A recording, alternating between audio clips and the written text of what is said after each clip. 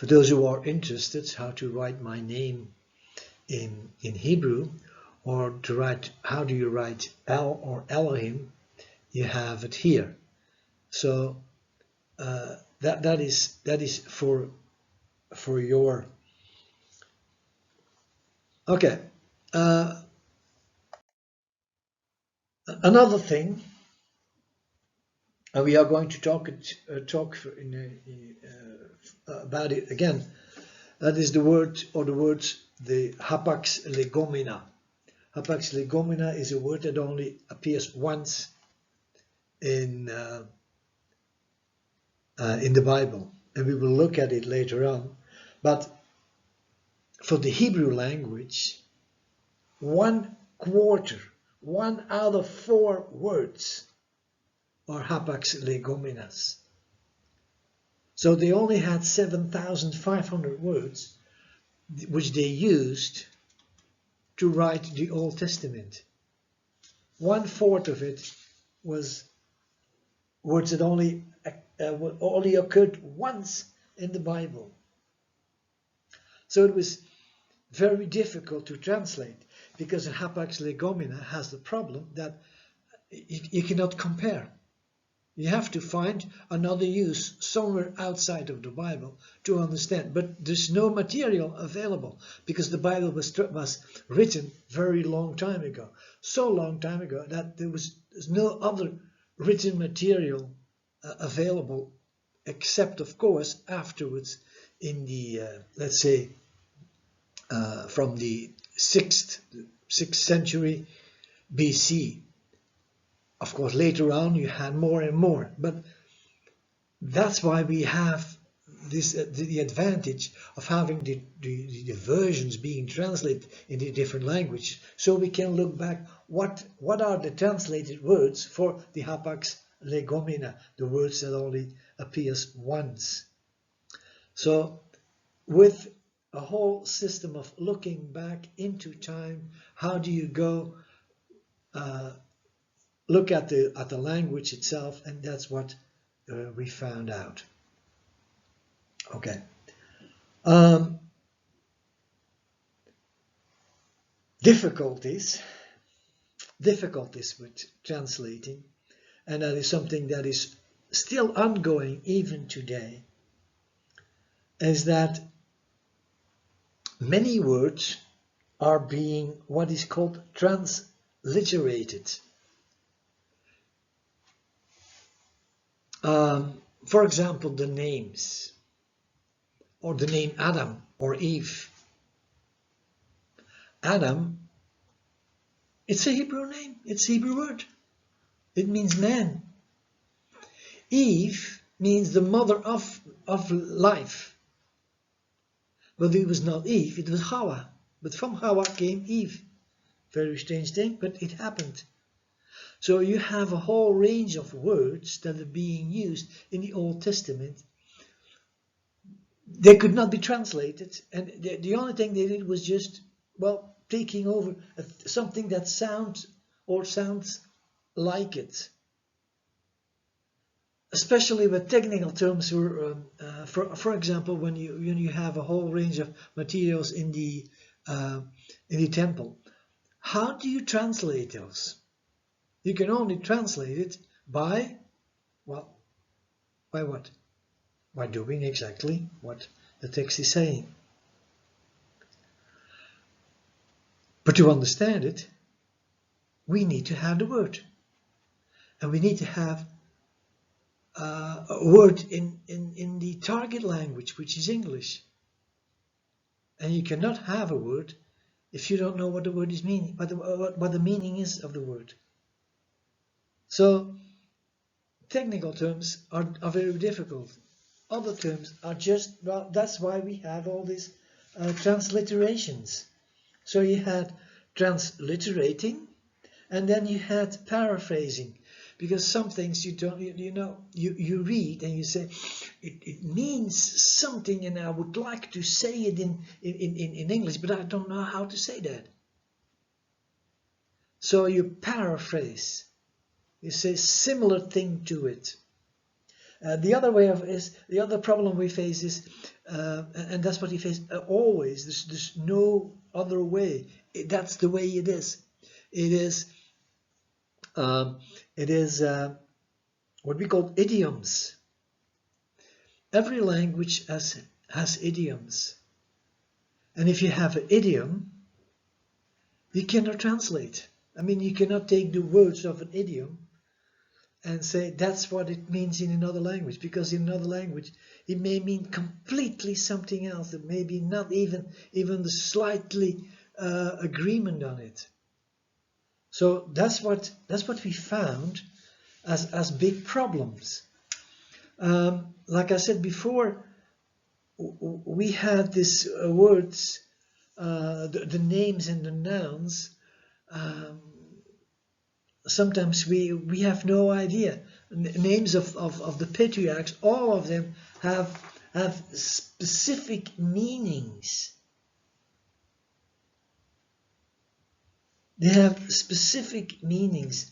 So the Hebrew writers, Hebrew is full of, you can almost say, let me say it this way, full of jokes, full of hidden meanings, in the sense that a name is not only a name, it has value for the person. That's why God changed Jacob into Israel. That's why God changed Abraham into Abraham, or Sarah into Sarai.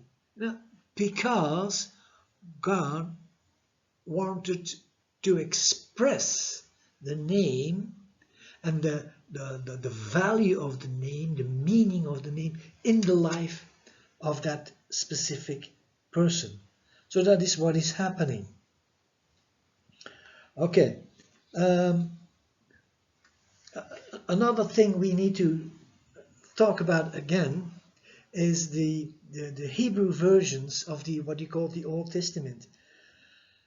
Because in the past, the Jews, they were, let me say, when they lived in Israel, they all spoke Hebrew.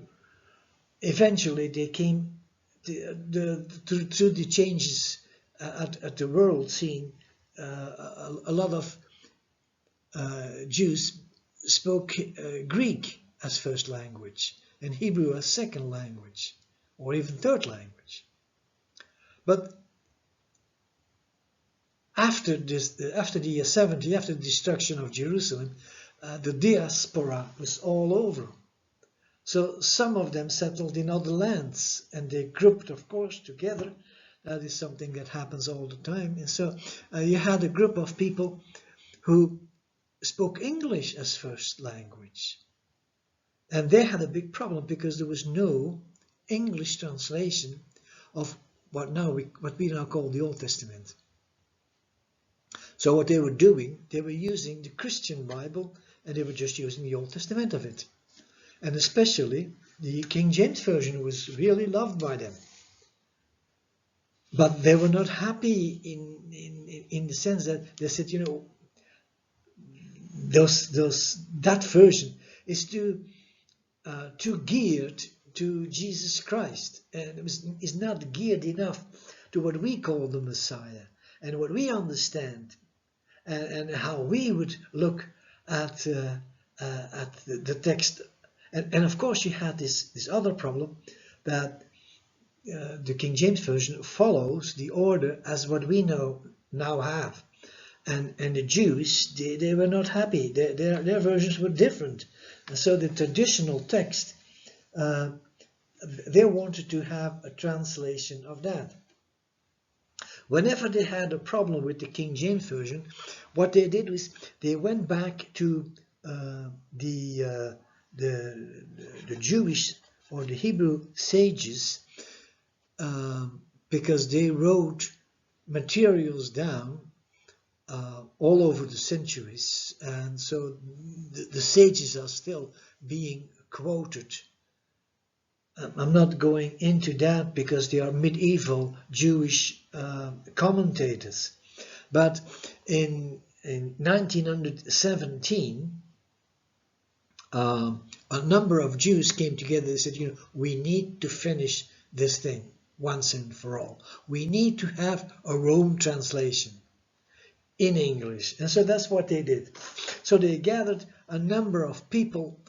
I think it was 3 scholars and 3 rabbis, and they came together. They formed a group called the Jewish Publication Society of America. And so they first translated the material for the English-speaking Jews. And it was a joint effort from the English-speaking. It was not just the Americans who had their say, but it was also a group of people from England and a group of people from the United States. What they were using was the accepted text or the received text, the received Hebrew text that is underlying of the King James Version, and they retranslated it. And I must say that they did a very good job, and they that translation stayed on for half a century or something. Of course, you have to understand that was not the official Bible in their synagogues, because they can only have Hebrew Bibles there. So that's the difference. Okay, and so, but then again, they needed what they call the modernization. Very strange word for text, but they wanted to have a modernized version. So in 1955, that is 40 years later after the first translation started, so they said, we need to have a translation that is more suitable to the situation today. And that's what happened. So now you have the Pentateuch was printed in 1962. The Song of Song, Ruth, Lamentation, Ecclesiastes, Esther, and Jonah, all in a single volume for the convenience of the synagogue use, followed in 1969. And you have listened. Convenient for synagogal use. So from that moment on, English was used in the synagogue. So that was the difference. In 1973, Isaiah and the Psalms were also being printed. And then eventually the whole of the Old Testament was there. Okay, so let's go 1 minute again to Stephen Langton, because like I said before, Stephen Langton was the one who divided the text into chapters, and that is important, because now you could say chapter so much of a book, and of course you don't have to read the whole book anymore. Now you can go by chapter. That was accepted. That was a wonderful idea in the 13th century.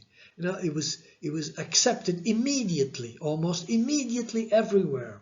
Everyone was saying, oh, that's a good idea. How come we never thought about that? But that's what they did. So this guy in the 13th century put together, and of course you have to understand that it's a human endeavor. It is tried by the people at that time. So you cannot blame him. There's absolutely no need to, but you have to understand that he had a limitation there. But there's another thing that came, and that was not only chapters we also have verses. So from a text cut into chapters. Actually, chapters is a strange thing. The word comes from chapitra and capitulum. That's the head. Okay, so that's the head. That's the word. What chapter means. That's the head. So now you had, after Langton, you had this, you can almost say, uniformly accepted idea of breaking the scriptures down into chapters. He did this for the complete Vulgate, and it was recognized as a biblical study help very soon, and the people were just taking it over, and that is a very good idea, because we are still using it today. How can you speak about John 3 if John is one text? So you can only speak about John 1. Well, John 1 is 22 chapters long, but or the book of Acts is 28 chapters long. Well, somebody cut it into those numbers. Matthew 28. But then the sages of the Jewish people, they had a problem with the verses, in the sense that they said, we need to make a difference between one idea and another idea. So we need to make cuts in between. So they spaced it out, or they put something in between, which made clear for them that there was a new idea coming. That is the system of verses. So the Jewish people already had that. So when Langton came with the chapter cuts, and then you add this verse system that was already in existence, and you brought those two together. By the way, that was done by a man called Stephanus. His actual name was Robert Estienne, but he's called Stephanus. And so he adopted that system of the chapters, the verses, brought them together. But then he had a problem, because that only worked for the Old Testament, because that was the Jewish text. So the New text, the New Testament, he had to put the verse division in it. And the man sat on a horse, and he was trying to get to and he was working towards a deadline, and so he cut first. Whenever the horse put his leg in front of another leg, so he cut the first. When they stumbled, he but of course that was not true. That's nothing to do, but it's a good story, but it gives you a good idea about the difficulty of having to cut a text into verses, because the cutting into chapters was already done. So that was not the big problem, but the other problem was the verses itself. And then we have long verses. For example, you go to one of the long verses in the Bible. You go to chapter 20. Chapter 20 of the book of Revelation. And you look at the verse 4. Let's see. I saw thrones on which were seated those who had been given authority to judge. And I saw the souls of those who had been beheaded because of their testimony about Jesus and because of the word of God. They had not worshipped the beast or the image, and had not received its mark on the forehead or on their hand. They came to life and reigned with Christ for 1,000 years. That's one verse. So you see that it's not easy. Some verses are very short. Jesus wept, one verse. And then you have this text in chapter 20, verse 4 of the Revelation. So, yeah, we have to understand when you try to explain text in the Bible, the verses cannot be your limitation. The chapters cannot be your limitation, because these are given not under authority, but they are given by people about text. And then, since that is worldwide accepted, we need to understand that that is not something we can use as a means of explaining the Bible, because it's not inspired. It's not the reality. It's just a key of finding a place, and that's why we call it the addresses of the text. So John 3:16 is the address of that text. John 3:36 is another address, and you will find it because you want to know what I'm saying here. So John 3:36, all of the verses are separations made by man. So Robert Estienne, who lived in the 16th century, cut those verses. Professor Langton did that before for the chapters. The thing is that the Jews later they used the same uniform chapters as what Langton broke the text in. So it's a good thing. It's not bad, but it is not inspired. So don't use that. So things were brought together, and things are doing better than ever before. So that's what we have. Okay. Yeah.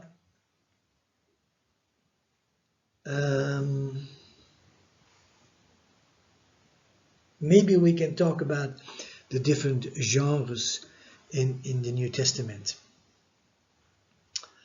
First of all, it is incredibly important for each one of us to know that there are different genres in the New Testament. And let me explain.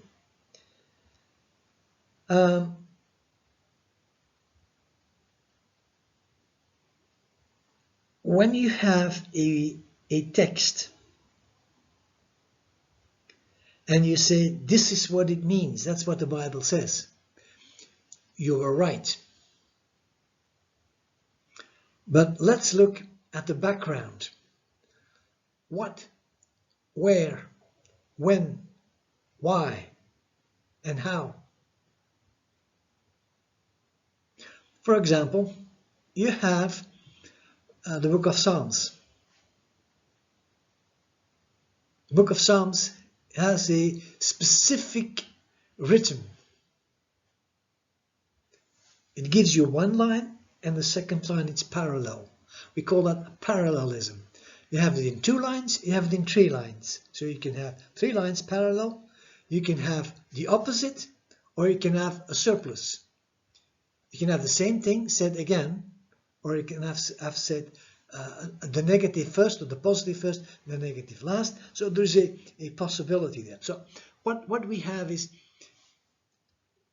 you cannot just use one part of this text and say, this is what the Bible is saying. Because the line underneath it, the line on top of it, may explain it. That's a general rule in Bible exegesis. The Bible explains the Bible. But we have to remember that, first of all, the Psalms are songs. Secondly, the Psalms are prayers. So, what is a prayer? What is a psalm? Is that a biblical text? Well, yeah, it is a biblical text. For example, you have in the end of the book of Deuteronomy, you have a text that is totally different from the rest of the text in Deuteronomy. It's called the Song of Moses in Deuteronomy 32. It is a song. Then you have another type. You have a blessing. Moses blesses the tribe, chapter 33. That is not the same as the plain text of Exodus 6.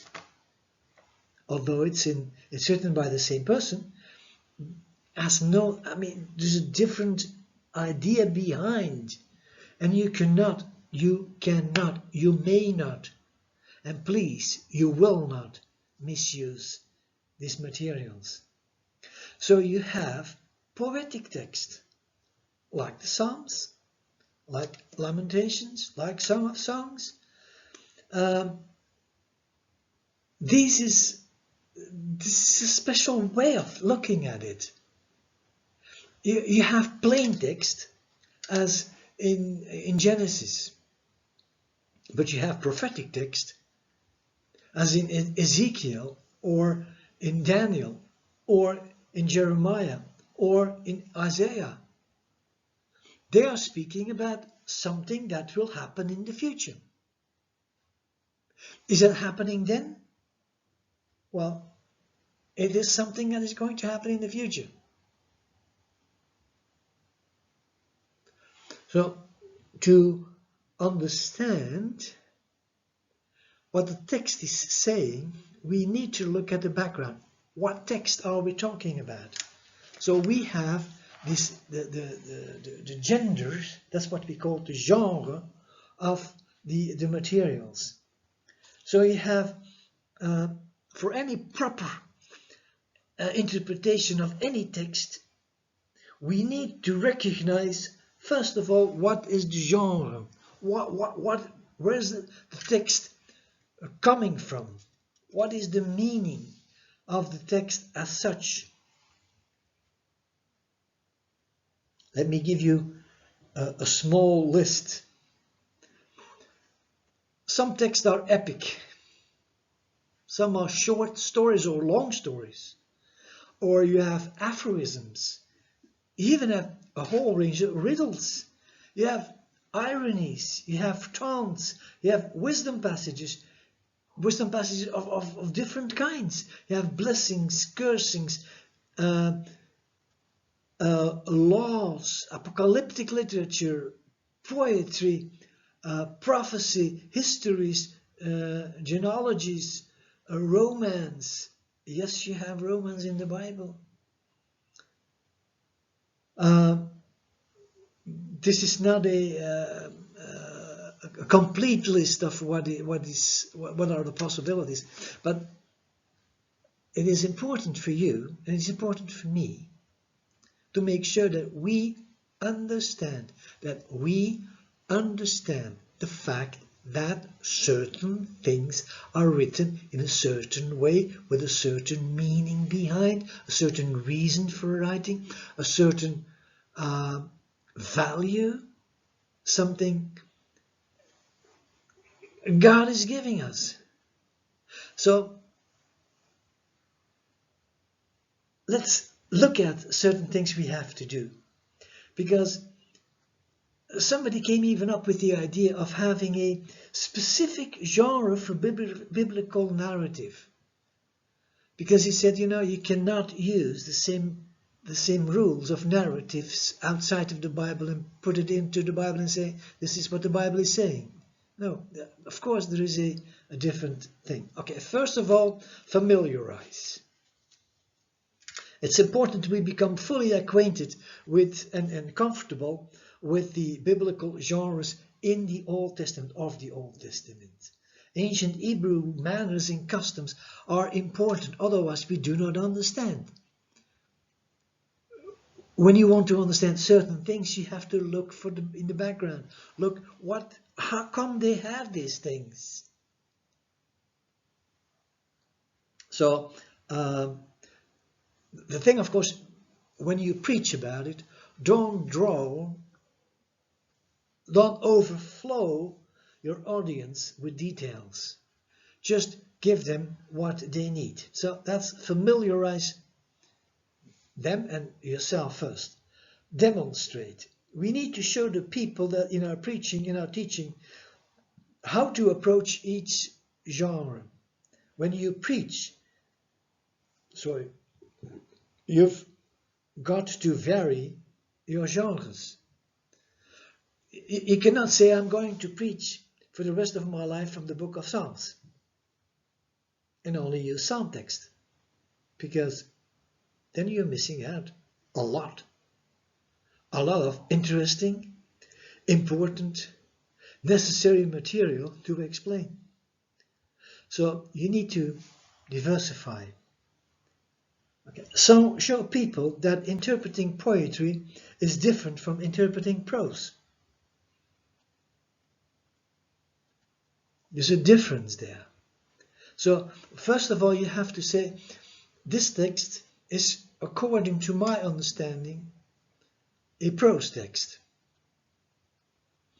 For example, when you take the book of Genesis, the first chapters, are they literal or are they to be understood as poetic? And if they are poetic, what is the meaning? If they are literal, what does it mean? Other parts in the books of the Torah that are poetic. Yes, we've just looked at it. The other parts being prose. Yes, there are. Other parts being, like, for example, prophetic. Yes, there are. So a whole range of things is there. A whole range of genres in just one group of books, the books of Moses. So Moses was a master in bringing material to the people in different ways. And of course, what we don't know, what we have a difficulty with, is understanding the slight differences. For them, it was not that way. They heard, they said, okay, that's what it means. I mean, they didn't have to say it because they knew. When someone was called Mara, then they understood that person was sad, bitter. That's the word that's being used for the water when they came into the desert and the water was not drinkable. It was Mara. And they had to throw a piece of wood in it, and then out of the water was cleaned. So what happened? We don't know. Is that literally? Is that not literally? When you take it literally, you have to understand and you have to explain what type of tree do you throw into the water. Was that something that was cleaning the water? Or was that just soaking all the dirt in it, and then you take the tree out and then the water is drinkable? I don't know. But that's not what it looks like. It looks like God is intervening. Maybe he intervened through the tree, maybe, but not. I mean, it's not said. So you have to demonstrate. You have to demonstrate the difference between, and you have to start with familiar stories, and then you go from familiar stories to unfamiliar stories, like the bear who eats those children. It's not well known. I mean, it's not something you tell in the in Sunday school, but yeah, it's a story. Is that literal? Okay. So you have to, and the good thing about it is, when you explain the differences, you can shock your people. No problem of shocking them. Do it. Okay, you can challenge your people.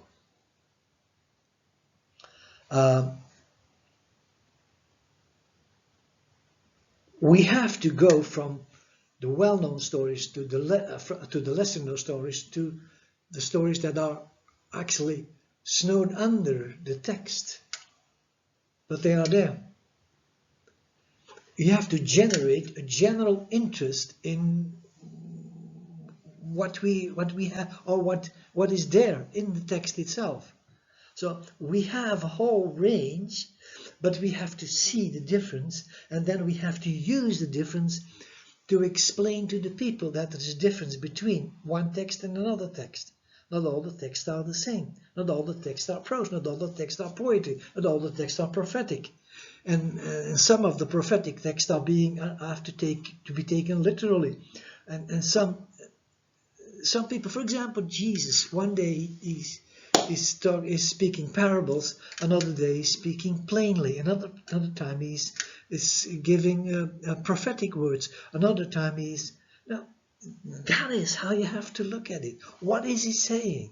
What is he saying when he says at the end of his earthly life, just before he dies, he gathers his people together and they celebrate what we call the Lord's Supper? What is the meaning of it? Okay, so challenge your people, amplify. What do you know about the patriarchal narratives?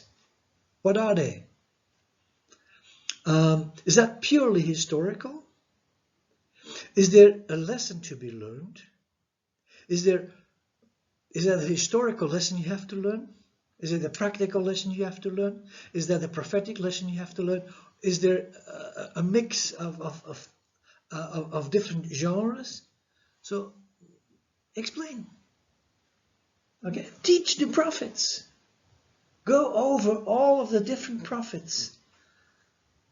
There are many prophets in the Old Testament, so you go over each one of them. I mean, if you take one minor prophet a week, you have 3 months classes. You have 3 months of sermons. When you take the major prophets with it, then you have another month. Okay, so look at it, use it, materialize, because you have to remember that those materials are actually brought into the Bible and into your life for a reason. They are not there because God wanted them to be there and that's it. No, he wanted to be there because he wanted to use for you. But not only for you, but also for generations past, generations present, generations in the future. So don't think that you are the final generation of everything and that you know everything.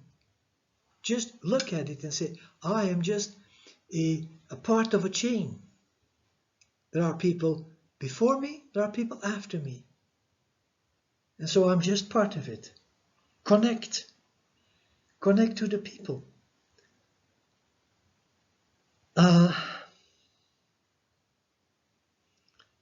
What does the passage teach about God's attributes?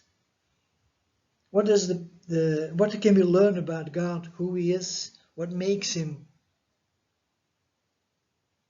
What can we learn about God's actions? What does this teach about our minds, convictions, actions, and what should they be? How can a teaching develop a church and impact seekers? So to conclude, and that's where we end today, to conclude, the Old Testament has a great deal to offer us. To offer us both in individual learning and congregational teaching. In exploring the genres in the Old Testament literature, we find so much potential for creative and effective Bible teaching. And of course, many leaders find it easier to preach the New Testament because they feel safer there. But the majority of the Bible text, 3/4 of the Bible text, is Old Testament. So I think we need to reconsider our options. May God bless you in Jesus' name.